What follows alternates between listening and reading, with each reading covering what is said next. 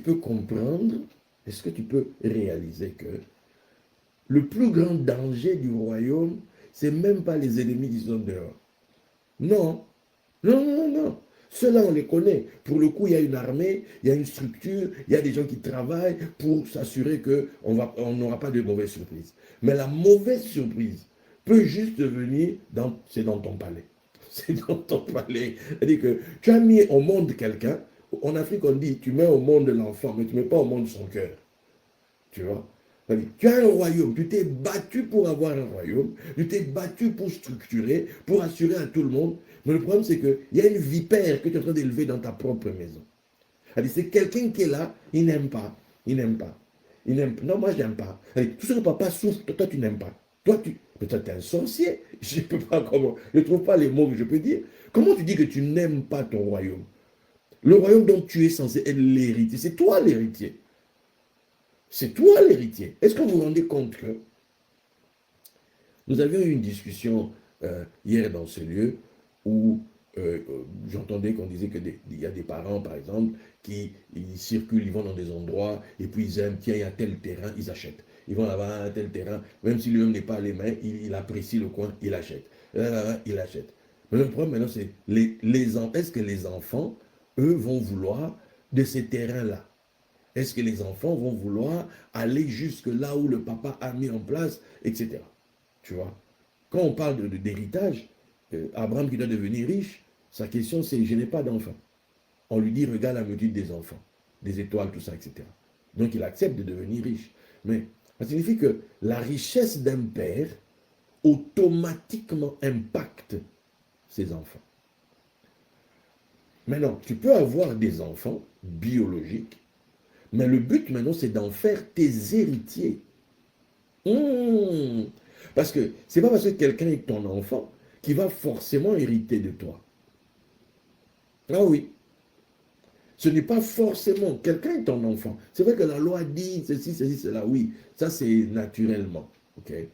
Mais spirituellement, quand quelqu'un est ton enfant biologique, il y a un gap, il y a une lutte avec le fait qu'il devienne ton héritier. C'est-à-dire que toute ta dimension spirituelle passe vers lui. Voilà pourquoi on a cette histoire entre Isaac et Esaü. Oui, entre Jacob et Ésaü, les enfants d'Isaac. Ces enfants-là, à l'âge de 15 ans, ils ont un problème. C'est l'histoire du plat de lentilles et compagnie. Ils ont 15 ans pour savoir qui va être l'héritier. Pourtant, les deux sont les enfants du gars. Mais qui va avoir le droit d'aînesse? Parce que c'est de cela dont il s'agit. Qui aura le droit d'aînesse? Qui est celui qui va distribuer aux autres? Qui est celui qui va partager aux autres leur portion d'héritage? Tu vois, il y a un enfant qui est là, mais il n'aime pas la gloire de son père. Il n'aime pas.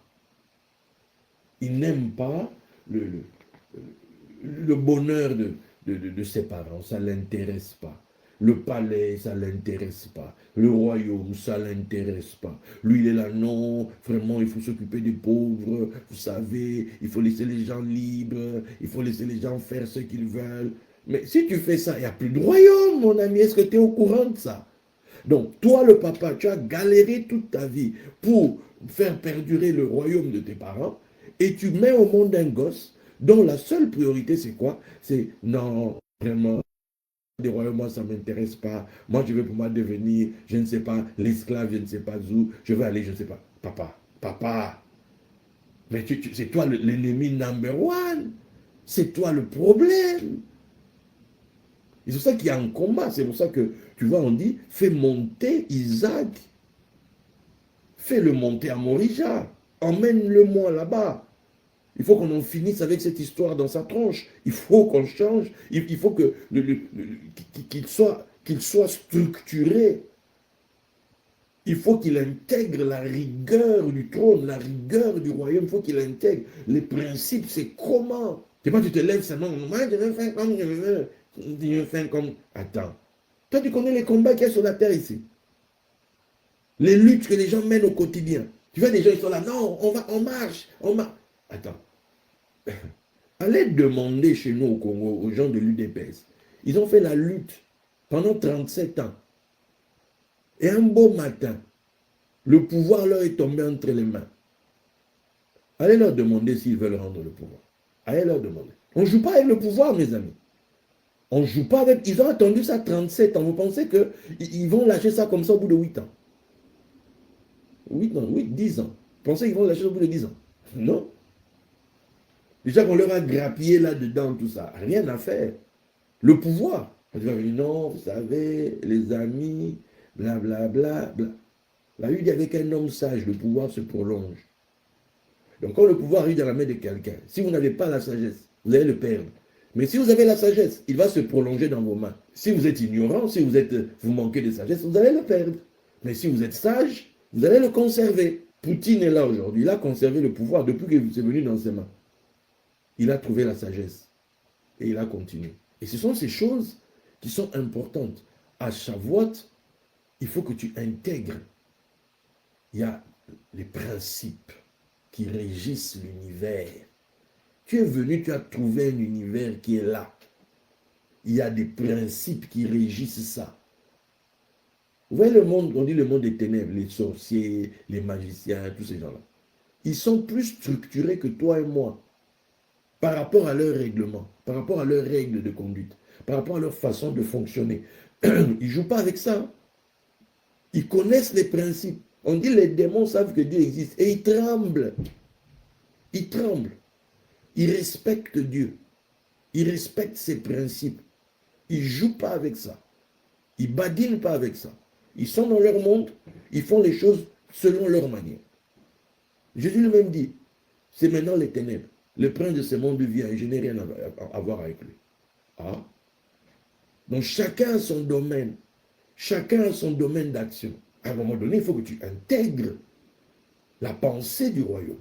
Voilà pourquoi on nous dit, nous qui avons la pensée de Christ. À un moment donné, il faut que la pensée de Christ t'anime. Pour finir avec l'histoire d'Isaac.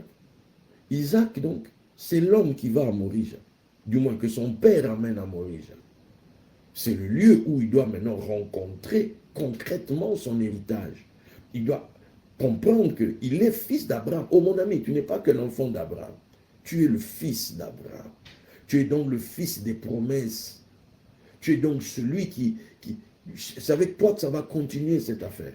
Qu'à un moment donné, tu dois mourir à toi-même biologique pour maintenant épouser l'héritage, épouser la mission, épouser ce que cela signifie que d'être fils d'Abraham. Tu vois? C'est ça qui se passe à Morija. À Morija, c'est là où Yah est le moré. Yah est l'enseignant. Maintenant, il y a un truc qui est intéressant avec le mot moré. Forcément, quand tu dis moré, il y a une résonance, tu peux dire Mara. Ok? Mara, c'est là où ils arrivent dans Exode 15, 23 à 26. Hein, c'est là-bas où Dieu dit, je suis l'Éternel qui te guérit, qui va éloigner les maladies, tout ça. Ok? Parce que pourquoi? Si tu obéis aux lois, si tu obéis aux commandements, si tu obéis aux statuts, c'est ce qui se passe à Mara. Mais Mara, pourquoi ils ont appelé Mara? Parce qu'ils sont arrivés à un endroit et ils ont trouvé que c'était où les eaux sont amères. Et parce que les eaux sont amères, c'est ce que signifie Mara. Ça vient de Marar, être amer. Mara, c'est amer, c'est l'amertume, etc. Ok. Donc, ils ont trouvé les eaux sont amères, et là, le peuple s'est mis à murmurer. C'est ça qui arrive tout le temps. Dès qu'on arrive à un endroit, dès qu'on arrive à un moment où les choses ne sont pas douces comme on aimerait, on se met à murmurer. Ça, c'est les enfants. On n'aime pas. On dirait moi devant des choux-fleurs. Bon, bref, moré. Maintenant, on a moré. Moré, ça vient de la racine yara, qui signifie jeter, lancer, indiquer, enseigner. Comme j'étais en train de le dire tout à l'heure, ok, ils arrivèrent à Mara, lieu d'amertume, où on peut lire, ils arrivèrent à Moré chez l'enseignant. Ce qui nous fait dire quoi? Que l'amertume est souvent un enseignant. Les épreuves amères de la vie sont là pour nous enseigner quelque chose. Dieu transforme l'eau amère en eau douce et donne des lois et des statuts. Voilà. Isaac nous apprend à gérer les moments amers de la vie.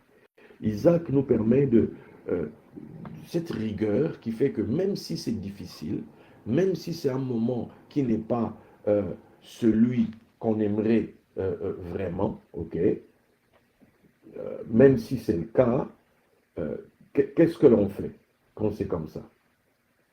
Qu'est-ce que l'on fait? Il y a ce qu'on appelle la maîtrise de soi. Ok? Il y a la maîtrise de soi qui nous permet à ce moment-là de gérer, qui nous permet à ce moment-là de prendre le temps d'entendre la voix de Dieu. Qu'est-ce que Dieu veut nous apprendre dans cette circonstance, dans cette situation bien précise? N'oublions pas, on nous dit l'agneau qui a été immolé. Maintenant, on bascule en Christ. Okay? Puisque nous savons qu'avec Isaac, quand il monte, il dit, où est l'agneau? Où est l'agneau? On dit quoi? Dieu pourvoira. Mais j'aimerais dire à quelqu'un, tout ce que nous lisons dans l'histoire d'Isaac, c'est dans le passé. C'est dans le passé par rapport à nous. Ok? En réalité, on ne peut plus dire, comment on dit, Dieu se pourvoit. Non, Dieu s'est déjà pourvu. En Christ, Dieu s'est déjà pourvu de l'agneau. Ok? Dieu s'est déjà pourvu. S'il fallait un sacrifice, s'il fallait quoi, Dieu s'est déjà pourvu. L'endroit, la Morija. Pourquoi? Parce qu'il a donné le nom, Yahvé Jiré. L'Éternel verra. Tu vois? En fait, il y a un lieu où tu es, Dieu t'a déjà vu, en fait. Tu as déjà été vu. Prédestiné avant la fondation du monde et compagnie. Où? En Christ. Si tu veux qu'on te voie ailleurs, c'est ton problème. Mais je vais te dire que pour Dieu, il y a un lieu où c'est déjà vu. Le film est déjà vu, entendu, tout est déjà plié. Quelqu'un est venu, on nous dit l'agneau qui a été immolé, qui a souffert donc, qui était rouge. Rouge de quoi? Rouge de son sang. Témoignage de ses souffrances. Cette personne-là est digne de recevoir la puissance, dans le passé, a été digne de recevoir la puissance, la richesse, la sagesse, la force, l'honneur, la gloire et la renommée, les louanges. Dans le passé, cette personne a reçu ça. Maintenant, toi, tu débarques aujourd'hui en mode ni vu ni connu, ou genre, c'est toi le premier dans l'histoire. Non, non, non, non. C'est vrai que tu es enfant de Dieu, mais tu aimerais que tu saches que pour hériter, il y a un gars qui est déjà là avant. On dit que tu es co-héritier de Christ. Tu ne peux pas débarquer dans la maison, genre, je suis le number one. Non, il y a un premier avant toi. Tu dois composer avec lui. Et c'est là le problème que beaucoup de gens nous avons. Déjà, premièrement, tu ne peux pas débarquer et dire que tu vas faire ta propre... Non. Il y a une Torah aujourd'hui qui est la nôtre, c'est la Torah du Mashiach. C'est de cette Torah, c'est ça qui est notre partage. Donc, s'il y a une amertume que nous vivons, c'est l'amertume qui est liée au fait que l'enfant que nous sommes, qui est structuré mosaïquement, doit être déstructuré à ce niveau-là pour se restructurer en Christ. Ça fait trop de structure, je te comprends. Mais accepte la structure qu'on te donne aujourd'hui, tu vois. Quand tu vas lire, il est où ce texte? Quand tu vas lire 2 Corinthiens, 2 Corinthiens 10. 2 Corinthiens 10 dit, verset 3, je commence. Si nous marchons dans la chair, nous ne combattons pas selon la chair, car les âmes avec lesquelles nous combattons ne sont pas charnelles, mais elles sont puissantes par la vertu de Dieu, pour renverser des forteresses. Nous renversons les raisonnements et toute hauteur qui s'élève contre la connaissance de Dieu. Donc quand on est là, mire à Jéricho, le mur de Jéricho va tomber. Doucement. Il s'agit d'abord de tes raisonnements. Il s'agit d'abord de tes propres pensées. Les pensées du monde, les façons de voir des choses mondaines qui doivent tomber. Est-ce que quelqu'un comprend? Qui doivent tomber. Donc, quand tu comprends cela, le truc qui me passe dans la tête là maintenant. Attendez, une seconde, mes très cher. Une seconde. Where are you? Je l'ai dit une fois dans un enseignement, quand les enfants d'Israël sortent d'Égypte, ils doivent désormais conquérir la terre promise. Allez, quickly. Mes amis, nous sommes en train de parler en direct de New York. Et c'est pas comme si tu parlais, je ne sais pas où. Ici, c'est un pays qui a une histoire avec la Bible. Il y a des esprits dans les airs qui entendent. Donc, il ne faut pas raconter des bobards ou raconter n'importe quoi.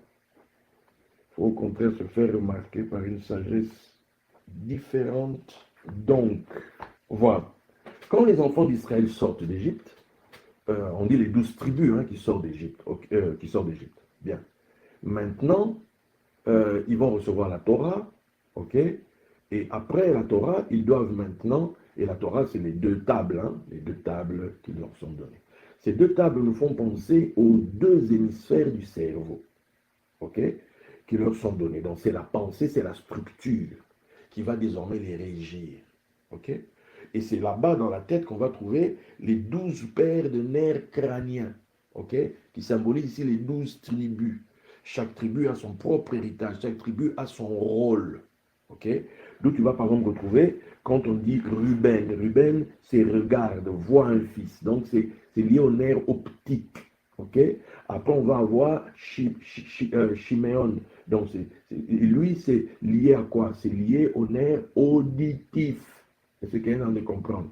Donc, et puis il y a le 3e, etc. Donc chaque tribu, c'est représentatif lié à la structure mentale, la pensée divine, ok? Les 12. Maintenant, Josué doit entrer dans terre promise. Et pour faire la conquête, on nous dit qu'il va vaincre 31 rois. Or, la terre promise, on a d'un côté la tête, la pensée, et d'autre on a le corps. Et au niveau du corps, on a, concernant le système nerveux, on parle du système nerveux central et périphérique, ok? Donc, l'autre système nerveux donc périphérique, il est composé de 31 paires de nerfs spinaux, 31. Donc, c'est comme s'il y a des rois qui régissent le corps et il faut faire la conquête, renverser les raisonnements, aligner les raisonnements avec la pensée de la tête. C'est ça qui se passe à Pentecôte. C'est à la Pentecôte que naît l'Église. L'Église naît à la Pentecôte, le corps de Christ. Or, Christ est la tête, l'Église est son corps. Maintenant, si toi tu dis que tu es chrétien, mais tu n'es pas aligné avec la pensée de Christ, tu es chrétien d'où? Tu sors d'où? Parle-nous un peu de toi. Tu viens d'où? Je ne sais pas si tu comprends ce que je vais te faire comprendre, ce que je dis là maintenant. À la Pentecôte, c'est un peuple qui adhère, qui se soumet à un roi. On dit le roi c'est lui. Donc je me soumets à lui. Le roi te dit que je t'ai déjà guéri, je t'ai déjà enrichi, tel que tu es là. Tu ne le sais pas encore, mais c'est déjà fait. Je t'ai guéri de toutes tes maladies, je t'ai enrichi de tout type de richesse. Donc, venir à Christ, le point de départ, the beginning of all things, parle un tout petit peu, un poco English, tu vois. Il faut quand même faire genre, je suis quand même aux États-Unis, les amis, je suis quand même aux États-Unis. Donc, je ne prêche pas, je ne sais pas d'où. Donc, quand tu comprends ces choses, le départ de tout en Christ, le départ. Tu vois, Isaac, on dit cet homme devint riche, il allait s'enrichissant de ce qui devint fort riche. Ça, c'est Isaac. Donc, c'est crescendo, riche, et voilà, et puis fort riche. Non. Mais en Christ, c'est que tu es déjà assis là-haut. On t'a déjà fait asseoir tout là-haut. Donc, tu es au summum. En Christ, l'affaire commence, tu es déjà fort riche. Le point de départ à ma solo des affaires, c'est ça. Tu es déjà fort riche en Christ. Non, bon, je vais quand même me battre dans la vie pour y arriver. Non, non, non, non. En Christ, point de départ, tu es fort riche. Fous-toi ça dans la caboche, fais ça entrer au plus profond de toi. Tu es déjà riche tel que tu es là. Mais je ne vois rien. Attends, tu es déjà, répète ça avant de dormir, comme d'autres qui comptent les moutons qui sautent. Toi, répète-toi, je suis fort riche. Tu es déjà en Christ. Peut-être chez ta maman, chez ton oncle, là-bas, non. Mais en Christ, tu es déjà fort riche. En Christ, tu es déjà guéri de toutes tes maladies en Christ. Oh non, moi ma maladie. Non, non, non, tu n'as pas une maladie qui est à toi. En Christ, tu n'as plus de maladie. Il a pris toutes les maladies et il s'est barré avec. Et il a dit, toi, je te laisse la bonne santé.